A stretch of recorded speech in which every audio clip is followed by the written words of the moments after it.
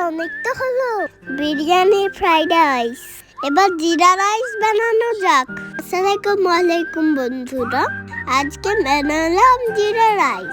প্রথমে কড়াইয়ে ঘি দিয়ে দিতে হবে, কিছুটা জিরে দিয়ে ভাতটা ঢেলে দিতে হবে।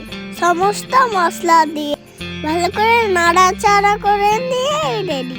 জিরা রাইস থাকবে আর চিকেন ফ্রাই থাকবে না, তা কি কখনো হয়?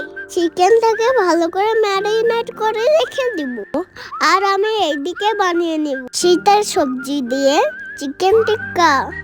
সবজিটাকে আমরা ভালো করে ভেজে নিয়েছিলাম, তারপর আমরা মিক্সিতে একটু ব্লেন্ড করে নিয়েছি।